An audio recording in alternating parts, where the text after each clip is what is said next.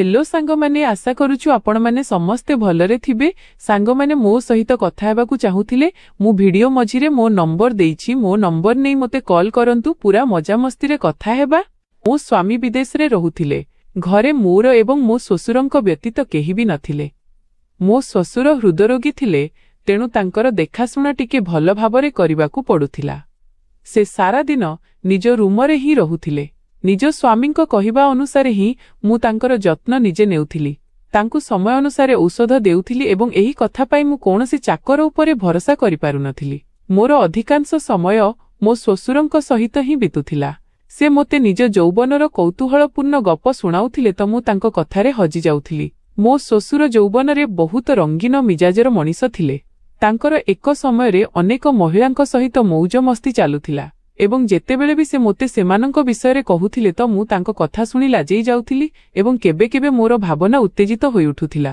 केबे केबे मु एहा भाबी चिंतित होई जाउथिली कि काले मो स्वामी मध्य निज बापांक भଳି त नुहंती। जेतेबेले मु एही कथा मो ससुरंकु पचारिली त से हसीदेले एवं कहिले, मो पुओ त मो परी होई नाही, बरं से त तार मा परी होईछि।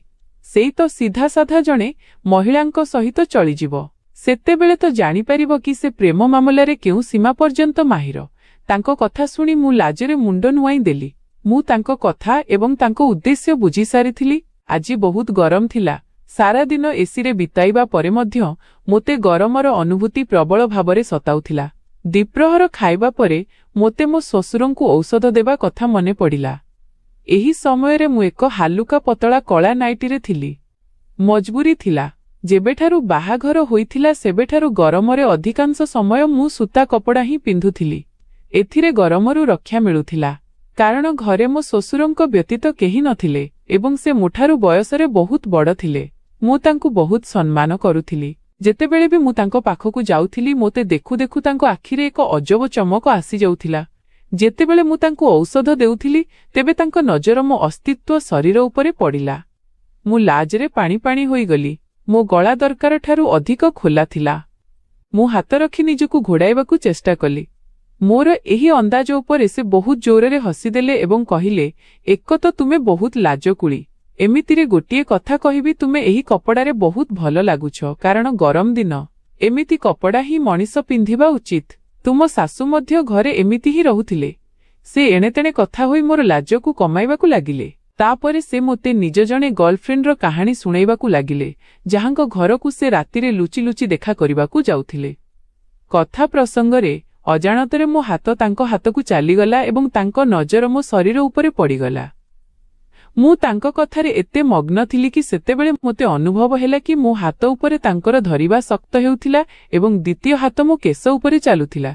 तांको नजरर प्रकाश मो उपरे थिला। एहा देखि मु नजर नुआई देली। एबे मोठारु सह्य हेउनथिला, तेणु मु निदर बाहाना करी निज रूमकू जिबाकू लागिली। हठात मो ससुर कहिले, आजि मु तुमकू मो गर्लफ्रेंडर आउ एक नुआ कहानी सुनाउछि, चालो एठी बसी जा। एतिकी कही से मो हाथ टाणी नेले। जेमिति से कहानी आरंभ कले, मो भावना पुणी थरे उत्तेजित होई उठिला एवं मो मनरे इच्छा गुड़िक खेलिबाकू लागिला। तापरे से मोते निज पाखकू टाणी नेले एवं तापरे हेलो बंधुगण, स्वागत आपण समस्तंकु आमर मनमोहक कहानी चैनल को। बंधुगण, मो ना निशा एवं निज बयस कथा कहिले एबे 25 पाखापाखी। मु गरीब घरर पाठ पढ़ुआ मासूम झियो थिली। आमे 3 भौणी थिलु। मु सबुठारु सान थिली। मो बड़ भौणी मानंक बाहाघर भल घर मानंकरे होई सारिथिला। सेही समयरे मु कॉलेज छात्री थिली। कॉलेजरे झियो मानंक कथा सुनी मो मुंड सप्तम आकाशरे थिला। सेमाने कहुथिले कि मु बहुत सुंदरी एवं मो पई केही राजकुमार मोते बाहा हेबाकू आसीबो। सेमानंक कथा सुनी मु आकाशरे उड़ीबाकू लागिथिली। किंतु मोते हो सेतेबेले आसिला जेतेबेले कॉलेज परे मोते आगोकू पढ़िबाकू अनुमति मिलिला नाही। मम्मी कहुथिले, आम अवस्था एबे एते भल नुहे जे तुमकू पढ़ाई पारिबू। जदि पढ़िबाकू शौक अछि तेबे घरे बसी प्रस्तुति कर। एही कथारे मु चुप रहीगली। मोते पाठपढ़ा अपेक्षा बाहरे बुलाबुली करिबा अधिक पसंद थिला। बोध हुए मम्मी को मोर एही अभ्यास विषय रे जणा थिला, सेथिपाई से एहाकू गंभीर भावरे नेई नथिले।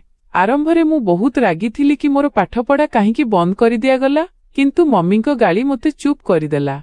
जदि मु किछि कहुथिली त मम्मी मोते पिटुथिले। तापरे मु कॉलेज परे पाठपढ़ा छाड़ी देली एवं घरे नोभेल और कहानी पढ़िबाकू लागिली। ମୁଁ କୌଣସି ଧନୀ ରାଜକୁମାରର କଳ୍ପନାରେ ହଜି ରହୁଥିଲି। ମୋତେ ଲାଗୁଥିଲା କି ମୋର ବାହାଘର କୌଣସି ବହୁତ ଧନୀ ପୁଅ ସହିତ ହେବ। ଯେଉଁ ପ୍ରସ୍ତାବ ଆସୁଥିଲା ଯଦି ତାହା ସାଧାରଣ ଘରର ହେଉଥିଲା ତେବେ ମୁଁ ତୁରନ୍ତ ମନା କରିଦେଉଥିଲି। ମମ୍ମି ମୋର ଏହି ଅଭ୍ୟାସରେ ହଇରାଣ ହୋଇସାରିଥିଲେ। ସେ କହୁଥିଲେ ନିଜ ଔକାତ କେବେ ଭୁଲିବା କଥା ନୁହେଁ। ତ ବାପା ଜଣେ ମୂଲିଆ କିନ୍ତୁ ତୋର ନଖରା ସପ୍ତମ ଆକାଶରେ। ମୁଁ ତାଙ୍କ କଥାକୁ ଏକ କାନରେ ଶୁଣି ଅନ୍ୟ କାନରେ ବାହାର କରିଦେଉଥିଲି। ଏହି ଦିନରେ ବାହାଘର ପ୍ରସ୍ତାବ ଆଣୁଥିବା ଆଣ୍ଟି ମମ୍ମିଙ୍କୁ ଗୋଟିଏ ପ୍ରସ୍ତାବର କଥା କହିଲେ। ପୁଅ ସଉଦିରେ କାମ କରୁଥିଲା ଏବଂ ତା ପରିବାରରେ କେବଳ ତା ବାପା ଥିଲେ। ବାହାଘର ପ୍ରସ୍ତାବ ମୋତେ ସବୁ ଦିଗରୁ ଭଲ ଲାଗିଲା, କିନ୍ତୁ ମମ୍ମିଙ୍କୁ ଏହା ଚିନ୍ତା ଦେଉଥିଲା କି ପୁଅ ବିଦେଶରେ ରହୁଛି। ସେ କହିଲେ କେଜାଣି ସେ କେବେ ଫେରିବ। କଣ ତୁ ତା ଅନୁପସ୍ଥିତିରେ ଘରେ ଏକା ରହିପାରିବୁ? ମମ୍ମି ସବୁ ଦିଗରୁ ପ୍ରସ୍ତାବ ଉପରେ ବିଚାର କରୁଥିଲେ। ତାଙ୍କ କହିବା କଥା ଥିଲା କି ବିଦେଶରେ ରହୁଥିବା ପୁଅମାନେ ପ୍ରାୟତଃ ସ୍ତ୍ରୀମାନଙ୍କୁ ବାପାମାଙ୍କ ସେବା ପାଇଁ ଛାଡ଼ି ଚାଲିଯାଆନ୍ତି ଏବଂ ବାହାରେ ଦ୍ୱିତୀୟ ବାହାଘର କରିନିଅନ୍ତି। ମୁଁ ମମ୍ମିଙ୍କୁ ବୁଝାଇଲି ଏମିତି କିଛି ହୁଏନି। ଏବେ ସମୟ ବଦଳିଗଲାଣି। ମୁଁ ତାଙ୍କୁ ମୋ ମୁଠାରେ କରିନେବି। ସେ ମୋ ବିନା ରହିପାରିବେନି ଏବଂ ମୋତେ ଶୀଘ୍ର ଡାକିନେବେ। ମୁଁ ମମ୍ମିଙ୍କୁ କହିଲି ଯେ ସେମାନେ ପ୍ରଥମେ ଏହି କଥା ମାନିନିଅନ୍ତୁ କି ସେ ମୋତେ ନିଜ ସହିତ ନେଇଯିବେ। ମୋତେ ବାହାରେ ବୁଲାବୁଲି କରିବାର ବହୁତ ସଉକ ଥିଲା। ମମ୍ମିଙ୍କୁ ଏହି କଥା ଠିକ୍ ଲାଗିଲା। ଯେତେବେଳେ ସେ ମୋର ହେବାକୁ ଥିବା ସ୍ୱାମୀଙ୍କୁ ଏହି କଥା କହିଲେ ତ ସେ ରାଜି ହେଲେ କି ସେ ମୋତେ ଶୀଘ୍ର ନିଜ ସହିତ ନେଇଯିବେ। ଏମିତି ବି ତାଙ୍କ ବିନା ତାଙ୍କ ବାପା ଏକା ହୋଇଯାଉଥିଲେ। ତାଙ୍କୁ ଚାକରମାନେ ସମ୍ଭାଳୁଥିଲେ ଏବଂ ମୁଁ ଗଲାପରେ ମଧ୍ୟ ଚାକରମାନେ ହିଁ ସମ୍ଭାଳି ନେବେ। ଏହା ଭାବି ମୁଁ ସନ୍ତୁଷ୍ଟ ଥିଲି। କିନ୍ତୁ ମମ୍ମିଙ୍କ ମନରେ ତଥାପି ବିଚାର ଥିଲା କି କେଜାଣି ପର ଅଜଣା ଲୋକଙ୍କ ଘରେ ଝିଅକୁ ବାହା କରୁଛୁ, ସେମାନେ କେମିତିକା ବାହାରିବେ। ମୁଁ ତାଙ୍କ ବିଚାରକୁ ଚୁଟକିରେ ଉଡ଼ାଇଦେଲି। ମୋତେ କେବଳ ପଇସା ନଜର ଆସୁଥିଲା। ମୋ ସ୍ୱାମୀ ବହୁତ ଭଲ ଥିଲେ। ସେ ମୋ ସହିତ ବହୁତ ଭଲ ପାଇବା ସହିତ ବ୍ୟବହାର କରୁଥିଲେ।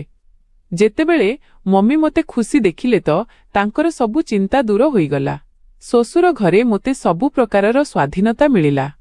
ମୋତେ ସବୁ ପ୍ରକାରର ଫ୍ୟାଶନ କରିବାକୁ ଅନୁମତି ଥିଲା। ମୋ ସ୍ୱାମୀ ମୋତେ କେବେ ବି ରୋକଟୋକ କରିନଥିଲେ। ସେ କହୁଥିଲେ ତୁମର ଯାହା ମନ କରିବ ତାହା ହିଁ କର। ଯାହା ପିନ୍ଧିବାକୁ ମନ ତାହା ପ୍ରଥମେ ପିନ୍ଧ। ମୁଁ ତୁମକୁ କେବେ ରୋକିବି ନାହିଁ। ବାହାଘରର 20 ଦିନ ପରେ ସେ କହିଲେ ମୁଁ ଫେରିଯାଉଛି। ତୁମକୁ ଶୀଘ୍ର ନିଜ ପାଖକୁ ଡାକି ନେବି। ଦୁଃଖ ହୋଇ ମୁଁ ତାଙ୍କୁ ବିଦାୟ କଲି। କିନ୍ତୁ ବର୍ଷ ବର୍ଷର ସମୟ ବିତିଗଲା। ସେ ଏପର୍ଯ୍ୟନ୍ତ ଫେରିନାହାନ୍ତି। ଯେତେବେଳେ ବି ମୁଁ କହୁଥିଲି କି ମୋତେ ନିଜ ପାଖକୁ ଡାକିନିଅ ସେ କହୁଥିଲେ କି ସେ ପ୍ରସ୍ତୁତି କରୁଛନ୍ତି ଏବଂ ଶୀଘ୍ର ଡାକିନେବେ। ମୁଁ ଭାବୁଥିଲି ଏହା କେଉଁ ପ୍ରସ୍ତୁତି ଯାହା ଗୋଟିଏ ବର୍ଷ ପରେ ବି ପୂରା ହେଉନାହିଁ। ଯେତେବେଳେ ମୁଁ ମୋ ଶ୍ୱଶୁରଙ୍କ ପାଖରେ ମୋ ସ୍ୱାମୀଙ୍କ ଅଭିଯୋଗ କରୁଥିଲି କି ସେ ମୋତେ ଭୁଲିଗଲେଣି, ତାଙ୍କର ମୋ ପ୍ରତି ଭଲ ପାଇବା ନାହିଁ, ତେବେ ମୋ ଶ୍ୱଶୁର ଜୋରରେ ହସିକରି କହୁଥିଲେ ଚିନ୍ତା କରନି, ସେ ତୁମର ସ୍ୱାମୀ। ସେ ତୁମକୁ ବାହା ହୋଇଛି। ତୁମକୁ ନିଶ୍ଚୟ ଡାକିବ। ଏମିତି ବି ମୁଁ ଏଠି ଅଛି ନା ତୁମର ଯତ୍ନ ନେବା ପାଇଁ। ପ୍ରଥମେ ମୁଁ ତାଙ୍କ କଥାରେ ହସି ଦେଉଥିଲି, କିନ୍ତୁ ଏବେ ସେ ମୋତେ ଅଜବ ନଜରରେ ଦେଖିବାକୁ ଲାଗିଥିଲେ। ତାଙ୍କ ନଜରର ଇସାରା ଦେଖି ମୁଁ ଡରି ଯାଉଥିଲି। ତାପରେ ଲାଜରେ ନିଜ ଦୁପଟାକୁ ସମ୍ଭାଳିବାକୁ ଲାଗୁଥିଲି। ତାଙ୍କ କଥା କେବେ କେବେ ଏତେ ଅଜବ ହେଉଥିଲା କି ମୋତେ ବୁଝା ପଡୁନଥିଲା। କେବେ କେବେ ସେ ବାହାନାରେ ମୋତେ ଧରି ନିଜ ସହିତ ଲଗାଇ ଦେଉଥିଲେ ଏବଂ ଆଶ୍ୱାସନା ଦେଉଥିଲେ ସବୁ ଠିକ୍ ହୋଇଯିବ। ମୁଁ ତୁମ ପତିଙ୍କ ସହିତ କଥା ହେବି। ସେ ତୁମକୁ ନେଇଯିବ। ଏହା କହିଲା ବେଳେ ତାଙ୍କ ହାତ କେବେ ମୋ କେଶକୁ କେବେ ମୋ କମରକୁ ଆଉଁସୁଥିଲେ। ମୁଁ କେବେ କେବେ ଏହି ମୁହୂର୍ତ୍ତକୁ ଅନୁଭବ କରୁଥିଲି ଏବଂ କେବେ କେବେ ମୋ ଉପରେ ଏକ ଅଜବ ମାଦକତା ଛାଇଯାଉଥିଲା। ସେ ମୋ ସହିତ ଘଣ୍ଟା ଘଣ୍ଟା ଧରି କଥା ହେଉଥିଲେ କାରଣ ମୁଁ ଘରେ ଏକା ଥିଲି। ମୋର ଅଧିକାଂଶ ସମୟ ତାଙ୍କ ସହିତ ହିଁ ବିତୁଥିଲା। ଧୀରେ ଧୀରେ ମୁଁ ମୋ ଶ୍ୱଶୁରଙ୍କ ନିକଟତର ହେବାକୁ ଲାଗିଥିଲି। ତାଙ୍କୁ ମୁଁ ବହୁତ ସମ୍ମାନ କରୁଥିଲି। କିନ୍ତୁ କେଜାଣି କେବେ ଆମ ବାହାଘର ସମ୍ପର୍କର ନିୟତ ବଦଳିବାକୁ ଲାଗିଲା। ସେଦିନ ଯେତେବେଳେ ମୁଁ ପ୍ରଥମ ଥର ତାଙ୍କ ସହ ଧକ୍କା ହେଲି ତେବେ ଆମ ଭାବନା ଉଛୁଳି ପଡ଼ିଲା। ଆମେ ଦୁହେଁ ଭାବନାର ଝଡ଼ରେ ବହିଗଲୁ ଏବଂ ସେହି ସବୁ କିଛି ହୋଇଗଲା ଯାହା କୌଣସି ପରିସ୍ଥିତିରେ ବି ହେବା କଥା ନୁହେଁ। ମୋତେ କେବଳ ମୋ ପତିଙ୍କ ସହିତ ଏମିତି କରିବା କଥା। ଯେତେବେଳେ ଭାବନାର ଝଡ଼ ଥମିଲା ତେବେ ମୋତେ ନିଜର ଅନୁଭବ ହେଲା। ମୁଁ ସାଙ୍ଗେ ସାଙ୍ଗେ ନିଜ ରୁମକୁ ଗଲି ଏବଂ କାନ୍ଦିବାକୁ ଲାଗିଲି। କେଜାଣି ଏବେ କଣ ହେବ? ମୋ ଶ୍ୱଶୁର ମୋ ବିଷୟରେ କଣ ଭାବିବେ? ଯଦି ସେ ଏହି କଥା ମୋ ପତିଙ୍କୁ କହିଦେବେ ତେବେ ସେ ମୋତେ ଘରୁ ବାହାର କରିଦେବେ। ପତିଙ୍କଠାରୁ ଅଧିକ ମୋତେ ନିଜ ସୀମା ପାର କରିବାର ଦୁଃଖ ଥିଲା। ମୋ ଅବସ୍ଥା ବହୁତ ଖରାପ ଥିଲା। ମୋ ପାଖରେ ମୋ ଶ୍ୱଶୁରଙ୍କ ସାମ୍ନା କରିବାର ସାହସ ନଥିଲା କିନ୍ତୁ ମଜବୁରୀ ଥିଲା। ରାତିରେ ଯେତେବେଳେ ମୁଁ ତାଙ୍କୁ ଔଷଧ ଦେବାକୁ ଗଲି ତ ସେ ମୋ ହାତ ଧରି ନିଜ ପାଖକୁ କରିନେଲେ। ତାଙ୍କର ଚାହା ତ ବଢ଼ିବାକୁ ଲାଗିଥିଲା। ଯେତେବେଳେ ମୁଁ ତାଙ୍କୁ ରୋକିଲି ତ ସେ ଜୋର ଜୋରରେ ହସିଲେ ଏବଂ କହିଲେ, ଯାହା କିଛି ହେଲା ଅଜାଣତରେ ହେଲା। ତୁମ ପତି ଏଠାରେ ନାହାନ୍ତି। ଯଦି ମୁଁ ତୁମର ଇଚ୍ଛା ପୂରଣ କରିଦିଏ ତେବେ ଏଥିରେ କ'ଣ ଖରାପ ଅଛି? ମୁଁ ମନେ ମନେ ଏହା ହିଁ ଚାହୁଁଥିଲି। ମୋ ଶ୍ୱଶୁର ବୟସଠାରୁ କମ୍ ଜଣାପଡ଼ୁଥିଲେ। ଦେଖିବାକୁ ବହୁତ ହ୍ୟାଣ୍ଡସମ୍ ଥିଲେ ଏବଂ ଏହି ବୟସରେ ମଧ୍ୟ ଶକ୍ତିଶାଳୀ ଥିଲେ। ମୋ ପତିଙ୍କଠାରୁ ଅଧିକ ଭଲ ପାଇବା ସେ ମୋତେ ଦେଲେ। ମୁଁ ଏହି ଭଲ ପାଇବାରେ ବହିଗଲି ଏବଂ ଏହା ଭୁଲିଗଲି କି ମୁଁ ମୋ ପତିଙ୍କ ଅମାନତ। ମୋତେ ତାଙ୍କ ଅନୁପସ୍ଥିତିରେ ଏହି ସବୁ କରିବା କଥା ନୁହେଁ। ମୋ ପାଇଁ ଭାବନା ଉପରେ ନିୟନ୍ତ୍ରଣ ରଖିବା କଷ୍ଟକର ଥିଲା। ସେଥିପାଇଁ ମୁଁ ମୋ ଶ୍ୱଶୁରଙ୍କ ସହିତ ନିଜ ଇଚ୍ଛା ପୂରଣ କରିବାକୁ ଲାଗିଲି। ଏବେ ଆମେ ଶ୍ୱଶୁର ବୋହୂ ବଦଳରେ ପତି ପତ୍ନୀ ଭଳି ରହିବାକୁ ଲାଗିଲୁ। ପ୍ରାୟତଃ ରାତିରେ ମୁଁ ତାଙ୍କ ପାଖରେ ସମୟ ବିତାଇବାକୁ ଯାଉଥିଲି ଏବଂ ନିଜ ରୁମକୁ ଫେରିଆସୁଥିଲି। ମୋତେ ତାଙ୍କର ଅଭ୍ୟାସ ହୋଇଯାଇଥିଲା। ମୁଁ ପ୍ରତିଦିନ ତାଙ୍କ ସହିତ ପ୍ରେମଭରା ମୁହୂର୍ତ୍ତ ନ ବିତାଇଲେ ମୋତେ ଶାନ୍ତି ମିଳୁନଥିଲା। ଦେଖୁ ଦେଖୁ ଗୋଟିଏ ବର୍ଷ ବିତିଗଲା। ମୋ ଭାବନା ଏବେ ଆଗ ଭଳି ନଥିଲା। ମୋ ମନରେ ଏବେ ସେହି ଇଚ୍ଛା ଖେଳୁନଥିଲା ଯାହା କିଛି ଦିନ ପୂର୍ବରୁ ଥିଲା। ଏହି ସବୁ ମୋ ଶ୍ୱଶୁରଙ୍କ ଯୋଗୁଁ ହୋଇଥିଲା। ସେ ମୋତେ ସବୁ ପ୍ରକାରେ ଖୁସି କରିଦେଇଥିଲେ, ଯାହା ଫଳରେ ମୁଁ ତାଙ୍କ ଆଶାରେ ରହିବାକୁ ଲାଗିଥିଲି ଏବଂ ନିଜେ ତାଙ୍କ ପାଖକୁ ଚାଲି ଯାଉଥିଲି। ସେଦିନ ମୁଁ ସପିଂରେ ଯାଇଥିଲି। ମୁଁ ବହୁତ ଥକି ଯାଇଥିଲି। ସନ୍ଧ୍ୟାରେ ଯେତେବେଳେ ମୁଁ ଫେରିଲି ତ ନିଜ ରୁମରେ ଶୋଇପଡ଼ିଲି। ମୋ ଶ୍ୱଶୁର ଚାକରମାନଙ୍କ ଜରିଆରେ ଖବର ପଠାଇଲେ କି ମୁଁ ତାଙ୍କ ରୁମକୁ ଯାଏ। ତାଙ୍କୁ ମୋ ସହିତ ଜରୁରୀ କଥା କରିବାର ଅଛି। ତାଙ୍କ ଖବର ଶୁଣି ମୋ ଓଠରେ ହସ ଖେଳିଗଲା। ମୁଁ ଜାଣିଥିଲି କି ସେ ମୋ ସହିତ କ'ଣ କଥା କରିବାକୁ ଚାହାନ୍ତି। ତଥାପି ମୁଁ ଚୁପଚାପ ଶୋଇ ରହିଲି। ମୁଁ ତାଙ୍କ ଭାବନାକୁ ବଢ଼ାଉଥିଲି ଏବଂ ମନେ ମନେ ହସୁଥିଲି କି କେଉଁ କେଉଁ ଉପାୟରେ ତାଙ୍କୁ ଆଉ ହଇରାଣ କରିବି। ଏହି ସବୁ ଭାବୁ ଭାବୁ ମୁଁ ଶୋଇପଡ଼ିଲି। ରାତିରେ ବିଳମ୍ବରେ ମୋ ଆଖି ଖୋଲିଲା। ମୋତେ ଭୋକ ଲାଗୁଥିଲା। ଭୋକ ସହିତ ଭାବନାରେ ମଧ୍ୟ ହଲଚଲ ଥିଲା। ଖାଇବା ଖାଇବା ପରେ ମୁଁ ଭାବିଲି କି ଏହି ସମୟରେ ମୋ ଶ୍ୱଶୁର ଶୋଇଥିବେ। ତାଙ୍କୁ ହଇରାଣ କରିବା ଠିକ୍ ନୁହେଁ। କିନ୍ତୁ ମୋ ଭାବନା ମୋତେ ବେକାବୁ କରୁଥିଲା। ତାଙ୍କ ବିନା ରହିବା ମୋ ପାଇଁ କଷ୍ଟକର ଥିଲା। ମୁଁ ଭାବନାକୁ ନିୟନ୍ତ୍ରଣ କରିବାକୁ ବହୁତ ଚେଷ୍ଟା କଲି, କିନ୍ତୁ ତଥାପି ମୁଁ ତାଙ୍କ ରୁମ ଆଡ଼କୁ ଚାଲିଗଲି। ମୋତେ ସବୁବେଳେ ଏହି ଚିନ୍ତା ସତାଉଥିଲା କି ଯଦି ମୋ ପତିଙ୍କୁ ଜାଣିଯିବେ ତେବେ କ'ଣ ହେବ? କାହିଁକି ସେ ମୋତେ ତଲାକ ନ ଦେଇଦିଅନ୍ତୁ? କାହିଁକି ସେ ମୋତେ ଛାଡ଼ି ନ ଦିଅନ୍ତୁ? ଏହି ଚିନ୍ତା ସହିତ ମୁଁ ପଥରର ମୂର୍ତ୍ତି ପରି ହୋଇଯାଉଥିଲି। ଯେତେବେଳେ ମୁଁ ଭାବନାରେ ଉତ୍ତେଜିତ ହୋଇ ତାଙ୍କ ରୁମରେ ପହଞ୍ଚିଲି ତ ଦ୍ୱାର ପାଖରେ ଅଟକିଗଲି। ମୋ ଶ୍ୱଶୁର ଫୋନରେ ମୋ ବିଷୟରେ କଥା କରୁଥିଲେ। କଲ୍ ସ୍ପିକରରେ ଥିଲା। ସେ ଟିକେ ଉଚ୍ଚା ଶୁଣୁଥିଲେ। ସେଥିପାଇଁ ସ୍ପିକରରେ ନିଜ ପୁଅ ସହିତ କଥା କରୁଥିଲେ। ଯେତେବେଳେ ମୁଁ ଦ୍ୱାର ପାଖରେ ପହଞ୍ଚିଲି ତ ମୋତେ ଅନ୍ଦାଜ ହୋଇଗଲା କି ସେ ମୋ ପତିଙ୍କ ସହିତ କଥା କରୁଥିଲେ। ଯେତେବେଳେ ସେ ମୋ ନାଁ ନେଲେ ତ ମୁଁ ଡରିକି ଛିଡ଼ା ହୋଇଗଲି। ମୁଁ ଶୁଣିବା ଚାହୁଁଥିଲି କି ସେ ମୋ ବିଷୟରେ କ'ଣ କଥା କରୁଛନ୍ତି। ସେ ମୋ ସହିତ ପ୍ରତିଶ୍ରୁତି କରିଥିଲେ କି ସେ ମୋ ପତିଙ୍କୁ କହିବେ ଯେ ସେ ମୋତେ ନେଇଯାଆନ୍ତୁ। କିନ୍ତୁ ଯେଉଁ କଥା ସେ କହିଲେ ତାହା ଶୁଣି ମୋ ପାଦ ତଳୁ ମାଟି ଖସିଗଲା। ସେ ମୋ ପତିଙ୍କୁ କହିଲେ, ଏଠି ମୁଁ ତୁମ ଭାଗର କର୍ତ୍ତବ୍ୟ ଅଦା କରୁ କରୁ ଥକିଗଲାଣି। ତୁମ ସ୍ତ୍ରୀ ତ ବହୁତ କୌତୂହଳପୂର୍ଣ୍ଣ ମିଜାଜର। ଏହାର ପ୍ରେମରୁ ମନ ହିଁ ଭରେ ନାହିଁ। ମୁଁ ଏହାକୁ ଖୁସି କରୁ କରୁ ଥକିଯାଏ। କିନ୍ତୁ ଏ ସମ୍ପୂର୍ଣ୍ଣ ସନ୍ତୁଷ୍ଟ ହୁଏ ନାହିଁ। ଏହାର ଇଚ୍ଛା କମ୍ ହେବାର ନା ହିଁ ନେଉନାହିଁ। ସତ କହିବି, ମୋତେ ସବୁବେଳେ ଏମିତି ମହିଳା ପସନ୍ଦ ଥିଲେ। କିନ୍ତୁ ଏବେ ଯେତେବେଳେ ମୋ ପସନ୍ଦର ମହିଳା ମିଳିଛି, ଏବେ ମୋ ପାଖରେ ଶକ୍ତି ନାହିଁ। ମୋ ପତି ଜୋରଦାର ହସ ସହିତ କହିଲେ, ମୁଁ ଏହି ବାହାଘର ଆପଣଙ୍କ ପାଇଁ କରିଥିଲି। ନହେଲେ ମୋର କ'ଣ ଦରକାର ଥିଲା? ମୁଁ ତ ମୋ ରାଗିଣୀ ସହିତ ବହୁତ ଖୁସିରେ ଅଛି। ଆପଣଙ୍କ ଏକାପଣ ମୋତେ ସତାଉଥିଲା। କୌଣସି ଗରିବ ଝିଅ ବି ଆପଣଙ୍କ ବୟସ ଯୋଗୁଁ ଆପଣଙ୍କ ସହିତ ସମ୍ପର୍କ ଯୋଡ଼ିବାକୁ ରାଜି ହୋଇନଥାନ୍ତେ। ସେଥିପାଇଁ ମୋତେ ଏହି ବାହାଘରର ନାଟକ କରିବାକୁ ପଡ଼ିଲା। ମୁଁ ଜାଣିଥିଲି କି ଆପଣଙ୍କୁ ମହିଳାମାନଙ୍କୁ ଫସାଇବାରେ ମାହିର। ଆପଣ ଏହି ବୋକା ଝିଅକୁ ବି ଫସାଇଦେବେ। ଏହାକୁ ପଇସାର ଚମକ ଦେଖାଇ କିଛି ବି କରାଯାଇପାରିବ। ମୋ ଅନ୍ଦାଜ ସଠିକ୍ ବାହାରିଲା। ବାହାଘର ତ ମୁଁ କଲି, କିନ୍ତୁ ସ୍ତ୍ରୀ ହେବାର ମଉଜ ଆପଣ ନେଉଛନ୍ତି ଏବଂ ଏହା ଆପଣଙ୍କ ସେବା ମଧ୍ୟ କରୁଛି। ଏହା ଶୁଣି ମୋ ପାଦ ତଳୁ ମାଟି ଖସିଗଲା। ମୁଁ ଦୁଇ ହାତରେ ମୁଣ୍ଡ ଧରି ବସିପଡ଼ିଲି। କେଜାଣି କେତେ ସମୟ ପର୍ଯ୍ୟନ୍ତ ମୁଁ ତଳେ ବସି ରହିଲି। ବହୁତ ମୁସ୍କିଲରେ ମୁଁ ଉଠିଲି। ରୁମରେ ଆସିଲି ତ ବିଛଣାରେ ଶୋଇଗଲି। ମୁଁ ଏହା ଭାବି ପାଗଳ ହୋଇଯାଉଥିଲି କି ମୋ ପତି ଏବଂ ଶ୍ୱଶୁର ମୋତେ ଏତେ ବଡ଼ ଧୋକା ଦେଲେ। ମୋ ପତି ପୂର୍ବରୁ ହିଁ ବିବାହିତ ଥିଲେ ଏବଂ ସେ କେବଳ ନିଜ ବାପାଙ୍କ ଏକାପଣ ଦୂର କରିବା ପାଇଁ ମୋତେ ବାହା ହୋଇଥିଲେ। ମୋତେ ନିଜ ପ୍ରତି ଘୃଣା ହେବାକୁ ଲାଗିଲା। ମୁଁ ଭାବନାରେ ଏତେ ଅନ୍ଧ ହୋଇଯାଇଥିଲି କି ଏମାନଙ୍କ ହାତର ଖେଳନା ପାଲଟି ଗଲି। ଏହି ବାପ ପୁଅ ମୋତେ ମନଭରି ବ୍ୟବହାର କଲେ ଏବଂ ମୁଁ କେବଳ ପଇସା ଯୋଗୁଁ ବ୍ୟବହାର ହେଉଥିଲି। ମୋତେ ନିଜ ଉପରେ ବହୁତ ରାଗ ଥିଲା। ମୁଁ ନିଷ୍ପତ୍ତି ନେଲି କି ଏବେ ଏଠାରେ ରହିବି ନାହିଁ। ପରଦିନ ମୁଁ ବିନା ନିଜ ଶ୍ୱଶୁରଙ୍କ ସହିତ କଥା ନ କରି ନିଜ ମାଙ୍କ ଘରକୁ ଚାଲିଗଲି। ମୁଁ ତାଙ୍କ ମୁହଁ ବି ଦେଖିବାକୁ ଚାହୁଁନଥିଲି। ମୋତେ ତାଙ୍କଠାରୁ ଏତେ ଘୃଣା ହେଉଥିଲା କି ତାଙ୍କ କଥା ଆସିଲେ ହିଁ ମୋତେ ନିଜର ଅନୁଭବ ହେଉଥିଲା। ମାଙ୍କୁ ମୋ ନିଷ୍ପତ୍ତି ଶୁଣାଇଲି ତ ସେ ମନା କଲେ। କହିଲେ, ତୁ ଜାଣିନୁ ଦୁନିଆ କେତେ କଥା ବନାଇବ, ଲୋକମାନେ କେତେ ପ୍ରଶ୍ନ ପଚାରିବେ, ତେବେ ମୁଁ କ'ଣ ଜବାବ ଦେବି ତୋରର। ମୁଁ ମାଙ୍କଠାରୁ ନଜର ଲୁଚାଇବାକୁ ଲାଗିଲି। ମୁଁ କୌଣସି ପରିସ୍ଥିତିରେ ଏହା କହିପାରିବି ନାହିଁ କି ମୁଁ କ'ଣ ପାପ କରିଛି। ମଜବୁରିରେ ମୁଁ ମାଙ୍କୁ କହିଲି, ମୋ ଶ୍ୱଶୁର ମୋ ଉପରେ ଖରାପ ନଜର ରଖୁଛନ୍ତି। ମୁଁ ସେଠାରେ ରହିପାରିବି ନାହିଁ। ମୁଁ ଏହା କହିପାରିବି ନାହିଁ କି ମୋ ଶ୍ୱଶୁରଙ୍କ ସହିତ ମୋର ସମ୍ପର୍କ ଥିଲା। ଯଦି ମୁଁ ଏହା କହିଥାନ୍ତି ତେବେ ମା ମୋତେ ମାରିକରି ଘରୁ ବାହାର କରିଦେଇଥାନ୍ତେ।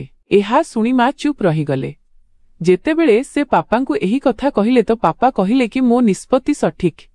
ମୁଁ ନିଜ ପତିଙ୍କୁ ତଲାକ୍ ନୋଟିସ୍ ପଠାଇଲି। ସେ ମୋତେ ବୁଝାଇବାକୁ ଚେଷ୍ଟା କଲେ ଏବଂ କାରଣ ପଚାରିଲେ। ଯେତେବେଳେ ମୁଁ କାନ୍ଦି କାନ୍ଦି ସାରା କଥା କହିଲି ତେବେ ସେ ଚୁପ୍ ହୋଇଗଲେ ଏବଂ କହିଲେ, ମୁଁ ତୁମକୁ କ୍ଷମା ମାଗୁଛି। ମୋତେ ତୁମ ଭାବନା ସହିତ ଖେଳିବା କଥା ନୁହେଁ। ମୁଁ ମଜବୁର ଥିଲି। ମୋ ପିତାଙ୍କ ଏକାପଣ ମୋତେ ସତାଉଥିଲା। ମୋତେ ସ୍ତ୍ରୀର ଦରକାର ନଥିଲା। ମୁଁ ମୋ ପ୍ରଥମ ପତ୍ନୀଙ୍କ ସହିତ 7 ବର୍ଷ ପୂର୍ବରୁ ବାହା ହୋଇସାରିଛି। ମୋର 2ଟି ପିଲା ଅଛନ୍ତି ଏବଂ ମୁଁ ସେମାନଙ୍କ ସହିତ ବହୁତ ଖୁସି। ମୋତେ ମୋ ପାପାଙ୍କ ଯୋଗୁଁ ଏହା କରିବାକୁ ପଡ଼ିଲା। ସେ ନିଜ ମଜବୁରିର କାହାଣୀ ଶୁଣାଉଥିଲେ ଏବଂ ମୋ ଆଖିରୁ ଲୁହ ବୋହି ଯାଉଥିଲା। ଅଜସ୍ର ଦୌଲତର ଲୋଭରେ ମୁଁ ନିଜକୁ ବର୍ବାଦ କରିଦେଇଥିଲି। ତଲାକ୍ ପରେ ମୋତେ ନିଜକୁ ସମ୍ଭାଳିବାରେ ବହୁତ ସମୟ ଲାଗିଲା। ଧୀରେ ଧୀରେ ମୁଁ ଜୀବନରୁ ବିରକ୍ତ ହୋଇଗଲି। କିନ୍ତୁ ଏହି କ୍ଷତ ବୋଧହୁଏ ସବୁବେଳେ ମୋ ସହିତ ରହିବ। ଏବେ ମୋ ବାହାଘର ପାଇଁ ମୁଁ ଧନୀ ବଦଳରେ ଏକ ଭଲ ମଣିଷ ଚାହୁଁଥିଲି। କାରଣ ଯେଉଁ ଭୁଲ ମୁଁ ଥରେ କରିସାରିଛି ସେ ମୋତେ ଜୀବନ ସାରା ପାଇଁ ଶିକ୍ଷା ଦେଇଦେଲା।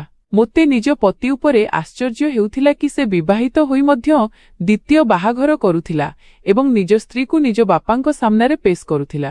ମୁଁ ଏହା କହୁନାହିଁ କି ମୁଁ କୌଣସି ପବିତ୍ର ଔରତ, କିନ୍ତୁ ଏତିକି ଜାଣିଛି କି ଯଦି ମୋ ପତି ମୋ ସହିତ ଥାଆନ୍ତେ ତେବେ ମୁଁ କେବେ ବି ମୋ ଶ୍ୱଶୁରଙ୍କ ଆଡ଼କୁ ଧ୍ୟାନ ଦେଇନଥାନ୍ତି। ଗୋଟିଏ ବର୍ଷ ପର୍ଯ୍ୟନ୍ତ ନୂଆ ବୋହୂକୁ ଏକା ଛାଡ଼ି ମୋ ପତି ବିଦେଶରେ ଥିଲେ। ଶେଷରେ ମୋର ବି ଭାବନା ଥିଲା। ଏକ ବିବାହିତା ମହିଳା ହୋଇ ମୁଁ ନିଜ ଉପରେ ନିୟନ୍ତ୍ରଣ କରିପାରିଲି ନାହିଁ ଏବଂ ଭାବନାର ଲହରୀରେ ବହିଗଲି। ମୁଁ ସବୁବେଳେ ନିଜ ଭଗବାନଙ୍କୁ କ୍ଷମା ମାଗେ। ମୋତେ ଜଣାଅଛି କି ମୋଠାରୁ ବହୁତ ବଡ଼ ପାପ ହୋଇଛି। ଏହାକୁ ଅବୈଧ ସମ୍ପର୍କ କହନ୍ତି। ଏବେ ଅବୈଧ ସମ୍ପର୍କ ବନାଇବା ବଡ଼ ପାପ। କାହାର ପତ୍ନୀ ହୋଇ ଅନ୍ୟ କାହା ସହିତ ସମ୍ବନ୍ଧ ବନାଇବା କେତେ ବଡ଼ ପାପ। କିନ୍ତୁ ପ୍ରଶ୍ନ ଏହା ଯେ ଯାହା ସହିତ ମୋ ବାହାଘର ହେଲା, ଯେତେବେଳେ ସେ ବାହାଘର ହିଁ ଏହି ନିୟତରେ କରିଥିଲେ କି ସେ ମୋତେ ନିଜ ପାଇଁ ନୁହେଁ ନିଜ ବାପାଙ୍କ ପାଇଁ ଆଣୁଛି, ତେବେ ଏଥିରେ ମୋ ଭୁଲ ଥିଲା ମୋ ପତିଙ୍କର ନା ମୋ ଶ୍ୱଶୁରଙ୍କର। ଯେତେବେଳେ ଏକ ଇନସାନ ଏକା ଘରେ ଏକ ପୁରୁଷ ସହିତ ରହେ ତେବେ କେବେ ନା କେବେ ଏମିତି ଭୁଲ, ଏମିତି ପାପ ହୋଇ ହିଁ ଯାଏ ଯାହା ଯୋଗୁଁ ଜୀବନ ସାରାର କଳଙ୍କ ଲାଗିଯାଏ।